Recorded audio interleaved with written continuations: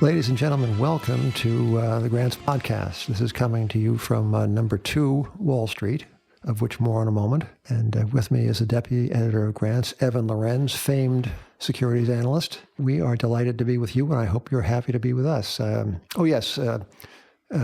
word from the sponsor, which is us. Grants Interest Rate Observer wants you. In fact, we need you. We would like you to subscribe. And to do that, all you have to do is go to the website, and actually you're probably on it right now, and click a couple of clicks, and you are then a member of kind of an intimate group of thoughtful investors who delight in the free play of ideas and in the reading of pretty refined prose and in the thought of the analysis that Evan, for instance, inserts into every issue. We run to 12 pages, and we look for the best and the worst that Wall Street produces. We like to go long the best and short the worst, and topics are eclectic, and I think it's kind of a delightful publication.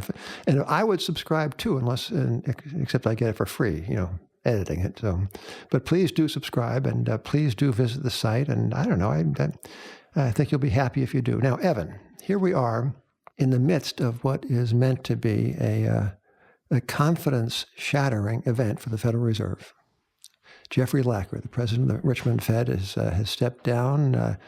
He said that he was implicated in a leak concerning sensitive Fed data back in, 2012? I think so. Yes. What I thought, and I think you have a different view, what I thought reading this news yesterday, which is treated as very hot news and treated as very significant for the Fed's reputation or stature or whatever a reputation might constitute. What I thought is that this is the least of it. The problem with the Fed is not the occasional indiscretion, which happens. Who of us has not been indiscreet at some point? But what the problem is, to me, that the Fed is in the business of a kind of a seat-of-the-pants central planning, masquerading as central banking. Now, Evan, what is your take on the Jeffrey Lacker news? Well, I think it comes at a particularly bad time for the Fed. One, we're kind of in a populist moment where leaks like this and kind of impropriety go down badly. Lacker's letter suggests that he confirmed the leak rather than was the source of it. So there's at least one other leaker who was or is currently on the Fed. I think it's a bad time for the Fed in general. We take everything the Fed does now kind of for granted. The Fed's using two tools right now to raise interest rates. One, the reverse repo facility, and the other, interest on reserves. The Fed only gained congressional right to pay interest on reserves in 2008. Congress in 2015 actually raided the Fed's capital account in order to fund a highway bill. I think this coming out right now in the midst of the current political environment, could lead to Congress doing more things to circumscribe what the Fed can actually do. And it also comes at a bad time for the Board of Governors. There's currently 2 empty seats. Trillo is stepping down today, which means Donald Trump could tomorrow, if he chose to, propose 3 new Fed governors and, alter policy. He could indeed, and my suspicion is that the people he will appoint will be those who will advance the administration's agenda, which is one of reflation, of growth, of employment, and of a certain amount of America firstness. And during the campaign, the now president, then candidate Trump was kind of teasing the hard money contingent by saying that he, for one, would welcome a gold standard. So he said, but I think that when decision time does come, that he will favor the standard that every self-interested, leveraged New York City real estate speculator has always favored, which is one of low interest rates, abundant credit, and lenient lending. I think that will be the way forward with the administration and the Fed. The stock market is on rather a roll, and I think it was you, Evan, who pointed out in the issue of Grants that is forthcoming that the 10-year rolling price-earnings ratio, the one that Professor Schiller has created, shows a reading that is on the high side. It's 29 plus times 10-year trailing earnings, and that is lower, to be sure, than the Alpine reaches of December 1999, 44 odd times trailing 10-year earnings, but it's within hailing distance of the awful and legendary September 1929 reading of 32.6 times trailing earnings, 10-year earnings. It's my experience when people start talking about 1929, that's not the top. So I don't mean to suggest that because we are knocking on the door of the September 1929 10-year trailing price earnings ratio that this is some moment at which one ought to expect an imminent collapse.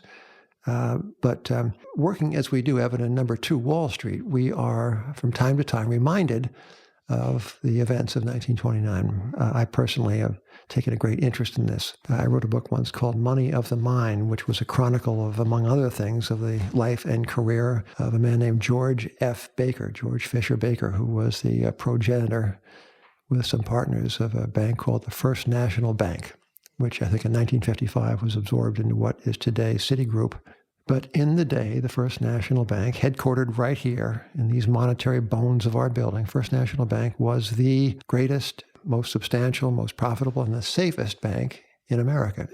And its safety, the testament to its safety was that in the depths of the scary 1931-32 Depression, the Bank of England opened an account not at the Federal Reserve Bank of New York, but right here at 2 Wall Street with the First National Bank.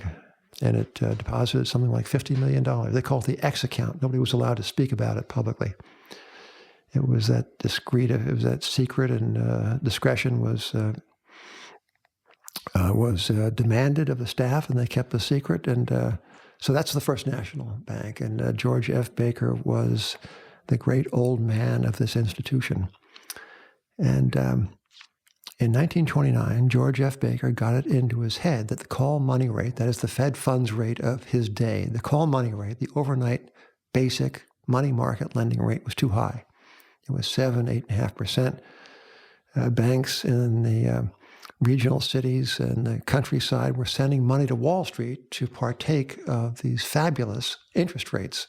Meanwhile, they're earning like 4% on their own businesses, lending to the call market in Wall Street at 7.5 or 8, and people took notice and they were worried about it. And George F. Baker was not worried about it. He was a great bull. He was a perennial, lifelong bull, didn't care a jot for the cyclical downturns. He was an optimist, he was an American, and he believed that every single pullback in American prosperity would be temporary and would be followed by a still greater upsurge. That was George Baker. So in 1929, George F. Baker gets into a tiff with the Fed. George Harrison was the president of the Federal Reserve Bank of New York, then as now the flagship branch. And the First National Bank was a massive borrower at the discount window of the New York Fed. $50 million or so was borrowing, far more than any other bank. These funds relent into the call money market, thereby thwarting the New York Fed's attempt to raise call money rates high enough to damper what was evidently a speculative blow-off in the stock market. Now, Baker didn't think it was a speculative blow-off. He thought it was a pretty darn good market. His whole family was leveraged. Indeed, George F. Baker's personal physician had a margin account with the bank. The doctor finally achieved a personal balance in this account up $700,000, which was real money in the year 1929. He wanted out. George F. Baker said, "No, you must stay."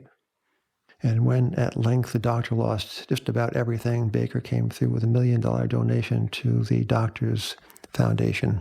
So Baker would not be deterred. He believed in America. He believed in its growth. He believed in the destiny of the American enterprise to achieve ever higher highs and ever less significant lows. And to implement this idea in the financial markets of 1929, Baker took out massive loans from the New York Fed, as I mentioned. And with these loans, he infused the call money market in an attempt to tamp down the quoted rate on call loans. This thwarted the intent of the Fed. And one day, George L. Harrison, who was a former clerk to Justice Oliver Wendell Holmes, had succeeded Benjamin Strong in the most important post in the Fed, that is the governorship of the Federal Reserve Bank of New York. One day, George Harrison came to call on the elder statesman, George F. Baker.